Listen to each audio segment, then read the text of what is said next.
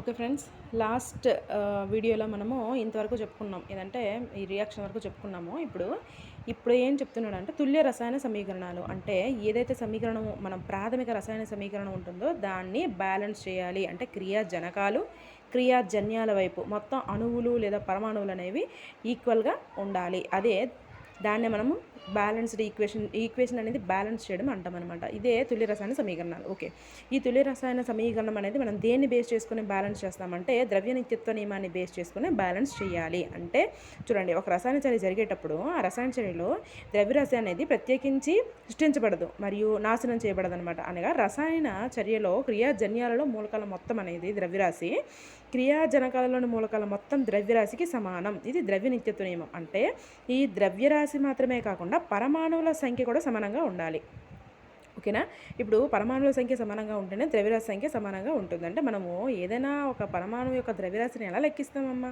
పరమాణువుల సంఖ్య బట్టే కదా. అందులో ఎన్ని పరమాణువులు ఉన్నాయో, ఒక్కొక్క పరమాణువు యొక్క ద్రవ్యరాశి ఎంత, ఎన్ని పరమాణువులు ఉన్నాయి అనే దాన్ని బేస్ చేసుకునే కదా లెక్కిస్తామంటే మనము ఈ ఈక్వేషన్ని బ్యాలెన్స్ చేయాలి అంటే ఇటువైపు ద్రవ్య నిత్యత్వ నియమం తెలియాలి, ఇటువైపు అంటే మూలకాల యొక్క ద్రవ్యరాశి తెలియాలి, ఇటువైపు పరమాణువుల యొక్క సంఖ్య కూడా తెలియాలి. ఓకేనా? ఇదంతా కూడా బ్యాలెన్స్ చేయడం అనమాట. ఈక్వేషన్ని బ్యాలెన్స్ చేయడం. చూడండి, వాడు ఒక ఈక్వేషన్ ఇచ్చాడు. ఏంటంటే జింక్ ప్లస్ సల్ఫ్యూరిక్ ఆమ్లం give me rise to zinc sulphate plus hydrogen అన్నాడు. చూడండి, ఇక్కడ వాడు ఒక ఈక్వేషన్ రాశాడు. Zinc plus H2SO4 ZnSO4 plus H2 అంటే ఇందులో జింక్ H2SO4 ZnSO4 H అంటే ఇవి క్రియాజనకాలు, ఇవి క్రియాజన్యాలు. క్రియాజనకాల వైపు ఎన్నైతే ఒక్కొక్క మాలిక్యూల్ ఎన్ని ఉన్నాయో క్రియాజన్యాల వైపు కూడా అన్నీ ఉండాలి. చూడండి, ఇక్కడ వేసిన పట్టికలో మనకి చూపించాడు. చూడండి, క్రియాజనకాలు జింక్, హైడ్రోజన్, సల్ఫర్, ఆక్సిజన్ ఈ 4 కూడా క్రియాజనకాల వైపు ఎన్ని ఉన్నాయి, క్రియాజన్యాల వైపు ఎన్ని ఉన్నాయి, ఈక్వల్గా ఉన్నాయి. సో ఈ బ్యాలెన్స్ అనేది ఈ ఈక్వేషన్ అనేది ఆల్రెడీ బ్యాలెన్స్డ్ అయి ఉంది. సో దీన్ని సపరేట్గా మనం బ్యాలెన్స్ చేయాల్సిన పని లేదు. ఇప్పుడు మనం బ్యాలెన్స్ చేయడం ఎలా నేర్చుకోవాలి అనేది నెక్స్ట్ ఒక 2 పేజెస్లో వాడు స్టెప్ వైజ్ చెప్పాడన్నమాట. Step to step. చూడండి, ఇక్కడ ఏం చెప్పాడంటే Fe plus H2O gives rise to Fe3O4 plus H2 అంటే Fe అంటే ఫెర్రస్ కదమ్మా. ఫెర్రస్ని H2O నీరు ఫెర్రస్ నీరు, ఇది నీరు కావచ్చు, నీటి ఆవిరి కావచ్చు, అది ఏదనేది వాడు ఇక్కడ మెన్షన్ చెయ్యలేదు మనకి. ఓకేనా? మెన్షన్ చేయలేదు. జనరల్గా ఫెర్రస్ అనేది నీటితో చర్య జరపదమ్మా, ఇది నీటి ఆవిరితో చర్య జరుపుతుంది. ఓకేనా? అది నెక్స్ట్ లెసన్లో మనకు వస్తుంది, చూద్దాం. ఓకే, ఫెర్రస్ H2O, ఇది Fe3O4. ఓకేనా? Fe3O4 ఏర్పడి H2 అనేది రిలీజ్ అవుతుంది. ఇక్కడ ఏంటంటే ఈ మాలిక్యూల్స్ లేదా ఈ ఆటమ్స్ ఎన్ని ఉన్నాయి అనేది మనం లెక్కించుకోవాలి.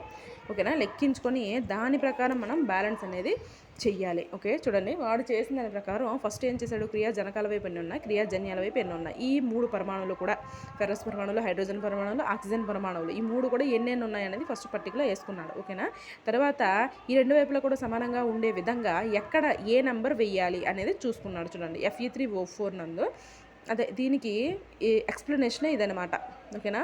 ఎప్పుడు కూడా గరిష్ట పరమాణువులు కలిగిన సంయోగ పదార్థాల నుంచి తుల్యం చేయడం ప్రారంభిస్తే సులభంగా ఉంటుంది అన్నాడు. అంటే ఏ పరమాణువుకి ఎక్కువ నెంబర్స్ ఉన్నాయో దాన్ని బేస్ చేసుకుని తుల్యం చేస్తే అది ఈజీగా అవుతుందని చెప్తున్నాడు. ఓకేనా? చూడండి, జనరల్గా మొత్తం ఇప్పుడు H2Oకి ముందు 4 గుణకం ఉంది అంటే 4H2Oగా రాయాలి. 4H2Oగా ఎందుకు రాయాలంటే H2O4గా రాయకూడదు. అదే నేను చెప్పాను కదా, ఇదేంటంటే H2O ఉంది కదమ్మా, H2Oలో ఈ ఒక H2O, ఈ H2O అనేది టోటల్గా ఒక అణువు. ఓకేనా? ఒక మాలిక్యూల్.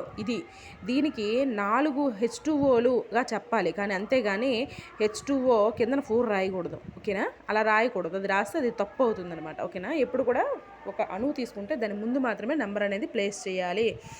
ఓకేనా? ఆ విధంగా. ఇప్పుడు చూడండి, ఇక్కడ ఒక రియాక్షన్ ఇచ్చాడు. అది ఏంటంటే Fe plus Fe plus 4H2O giving rice to Fe3O4 plus 4H2 Fe3O4 plus 4H2. ఇక్కడ Fe చూడండి, ఇక్కడ